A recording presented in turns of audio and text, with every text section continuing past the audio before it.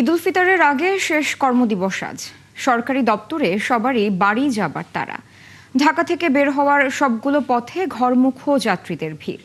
17 March থেকে 23 March পর্যন্ত বন্ধ থাকবে সরকারি অফিস।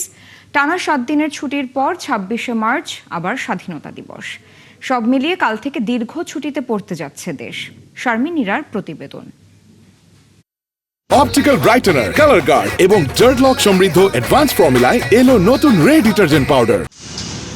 শেষ কর্মদিবসে সরকারি অফিস, ব্যাংক, আদালত সবখানেই ছিল কর্মচাঞ্চল্য। সোমবার অফিস সময় 3:30টার পর থেকে ছুটির কর্মঘণ্টা শুরু হয়। 17 মার্চ সোমবার অফিস সময় 3:30টার পর থেকে ছুটির কর্মঘণ্টা শুরু। 17 মার্চ থেকে 23 মার্চ পর্যন্ত শবে কদর ও ঈদের ছুটি। টানা 7 দিনের ছুটিতে যাবার জন্য সব প্রয়োজনীয় কাজ সম্পন্ন করেন চাকরিজীবীরা। তবে তাদের চিন্তায় বাড়ি পৌঁছানো ও ঈদ আনন্দ।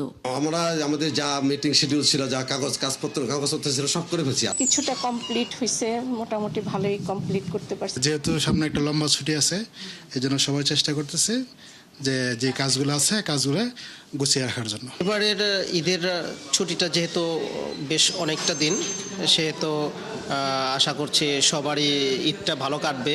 সড়কেও দেখা গেছে যাত্রী ও গাড়ির চাপ। শহরের মার্কেট কেন্দ্রিক পথ, ঢাকা থেকে বের হবার সবকটি মুখেই ছিল যানবাহন ও যাত্রীর চাপ। এই শহরের কর্মজীবীদের বেশিরভাগের স্থায়ী ঠিকানা গ্রামে। পরিবার, বাবা মা ও স্বজনদের সাথে ঈদ উদযাপন করতেই কর্মজীবীদের আনন্দযাত্রা। দীর্ঘ একটা ছুটি পাচ্ছি, তো আমরা রিল্যাক্সে অন্তত 2-3 দিন অ্যাটলিস্ট নারীর টানে যে যাব সেখানে থাকতে পারবো। লম্বা একটা 7 দিনের একটা ছুটি পেলাম।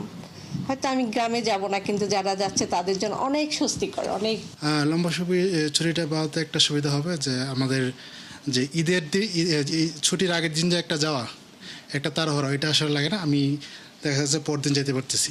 অফিস শেষ করে অনেকেই রওনা দেবে, আবার হয়তো বা কাল কেউ যাবে। 24 ও 25 মার্চ অফিস খোলা রয়েছে। কেউ যদি এ দুদিন ছুটি নিতে পারেন তাহলে 28 মার্চ পর্যন্ত ছুটি কাটাতে পারবেন। আবহাওয়া দফতরের তথ্য অনুযায়ী এবার ঈদ উল ফিতর হতে পারে 21 মার্চ শনিবার। শারমিন নীরা, 71, ঢাকা।